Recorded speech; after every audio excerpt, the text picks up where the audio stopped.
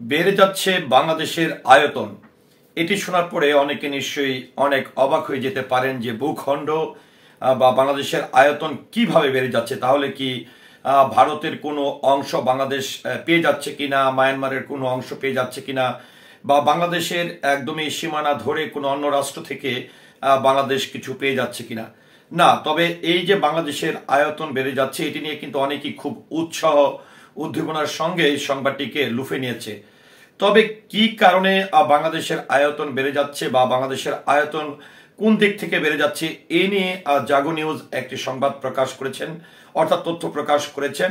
তো চলুন আমরা একটু জেনে নেই যে কিভাবে বাংলাদেশের কোন দিক থেকে আয়তন বেড়ে যাচ্ছে এ নিয়ে জাগো নিউজ যে তথ্যটি প্রদান করেছেন সেটি একটু আপনাদের সামনে আমি উপস্থাপন করি। ক্রমান্বয়ে বেড়ে যাচ্ছে বাংলাদেশের আয়তন, বদলে যাচ্ছে দেশের মানচিত্র। এভাবে বাড়তে বাড়তে একদিন অনেক বড় হবে এই বাংলাদেশ। তখন অতিরিক্ত জনসংখ্যার অভিশাপ না হয়ে হবে আশীর্বাদ। খাদ্য অভাবও থাকবে না, কারণ জমি বাড়ছে, খাদ্য উৎপাদন হবে দ্বিগুণ। জলবায়ু পরিবর্তনের ফলে বাংলাদেশের দক্ষিণে বিশাল ভূভাগ তলিয়ে যাবে। উদ্বাস্ত হবে দেশের কোটি কোটি মানুষ। এমন প্রচারণা যারা চালাচ্ছেন তারা ভুল প্রমাণিত হবেন। বিজ্ঞানীদের এই ধারণা সত্যতা মিলছে, কারণ নোয়াখালীর হাতিয়া ও চরসুবর্ণ উপজেলার 100 বর্গমিটার জুড়ে 2.5 লাখ লোকের বসতি স্থাপনের ব্যবস্থা করছেন সরকার। বসবাস শুরু করেই এখানকার লোকজন সরকারের দেয়া জমিতে বিভিন্ন কৃষিপণ্যের উৎপাদন বিপ্লব ঘটাচ্ছে। বঙ্গোপসাগরের প্রান্তে প্রায় 50 বছরে যে 1000 বর্গ কিলোমিটার চর জেগেছে, তাতে 25 লাখ বাড়তি লোকের বসতি স্থাপন সম্ভব হচ্ছে। সংশ্লিষ্টদের সঙ্গে কথা বলে জানা গেছে, দেশের দক্ষিণাঞ্চলে বিভিন্ন নদীর মোহনায় যে চর পড়েছে তা সুপরিকল্পিতভাবে সুরক্ষা ও উদ্ধার করা হলে অন্তত 15,000 কিলোমিটার ভূমি উদ্ধার করা সম্ভব হবে।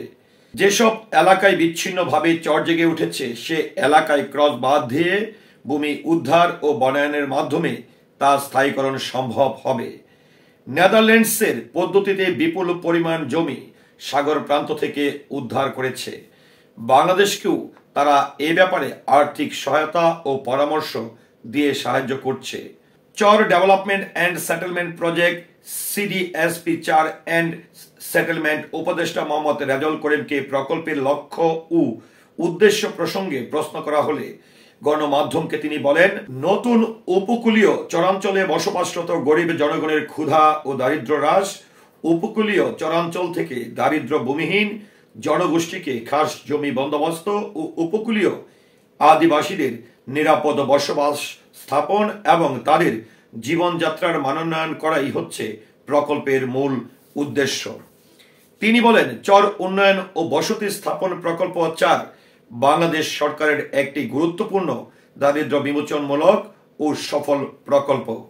চর উন্নয়ন ও বসতি স্থাপন 4 ভূমি অংশ 2015-16 অর্থ বছরের বার্ষিক প্রতিবেদনে বলা হয়, 1980 সাল থেকে নেদারল্যান্ড সরকারের সহায়তায় ভূমি উদ্ধার প্রকল্পের মাধ্যমে সমুদ্র থেকে ভূমি উদ্ধার ও চর উন্নয়নের কাজ শুরু হয়। পরবর্তীতে বাংলাদেশের দক্ষিণ অঞ্চল, বিশেষত নোয়াখালী জেলার চর উন্নয়ন ও বসতি স্থাপন প্রকল্প 1, 2, 3 ও 4 এর মাধ্যমে 1994 থেকে 2016 সাল পর্যন্ত ব্যাপক চর উন্নয়ন ও ভূমি মন্ত্রণালয়ের আওতায় ভূমি বন্দোবস্তের কার্যক্রম হাতে নেওয়া হয়।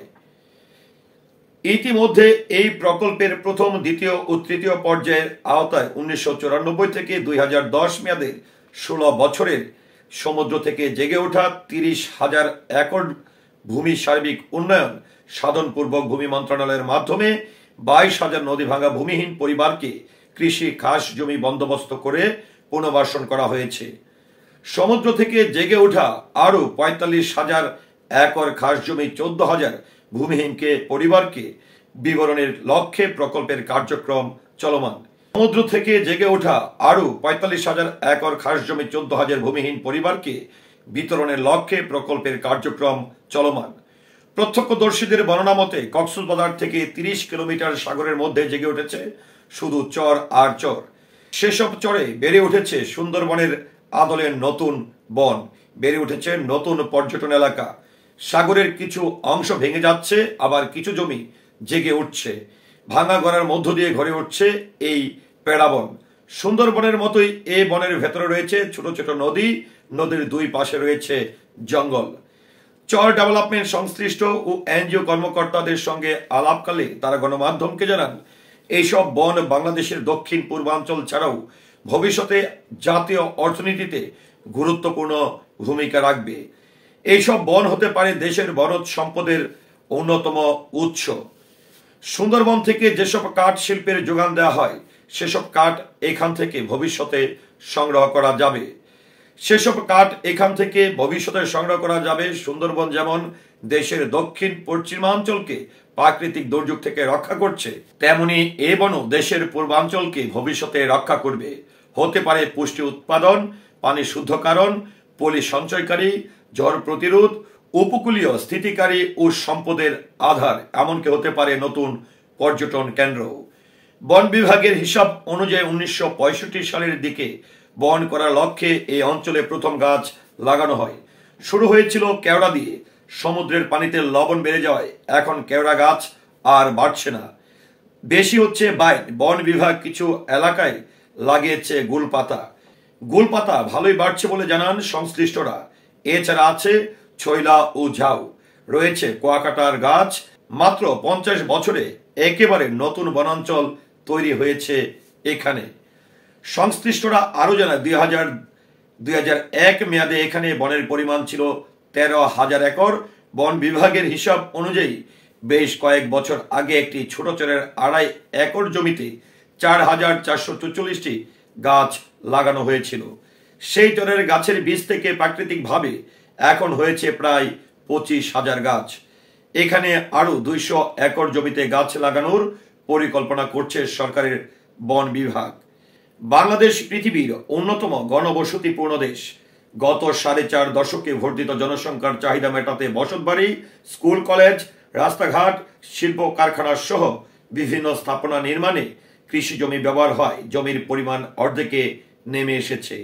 সাগর পাড়ে জেগে ওঠা এই জমি ব্যবহার করা সম্ভব হলে এই সংকট অনেকটা মিটে যাবে। তো ভিউয়ার্স, এই যে বাংলাদেশের আয়তন দিনে দিনে বেড়ে যাচ্ছে, সাগরের বিভিন্ন চর ভেসে উঠছে, সেখানে বনায়ন করা হচ্ছে, কৃষি জমি বৃদ্ধি পাচ্ছে, পাশাপাশি জনসংখ্যা বা এই জনসংখ্যার যে চাপটি রয়েছে, সেই চাপ কমিয়ে সেই জায়গাগুলোতে বসত ভিটা বা বসতি করার সুযোগ করে দিচ্ছে সরকার। এই বিষয়গুলো নিয়ে আপনার মতামতকে আশা করছি কমেন্টের মাধ্যমে জানাবেন। সেই সাথে পুরো ভিডিওটির সঙ্গে থাকার জন্য অসংখ্য ধন্যবাদ। আসসালামু আলাইকুম।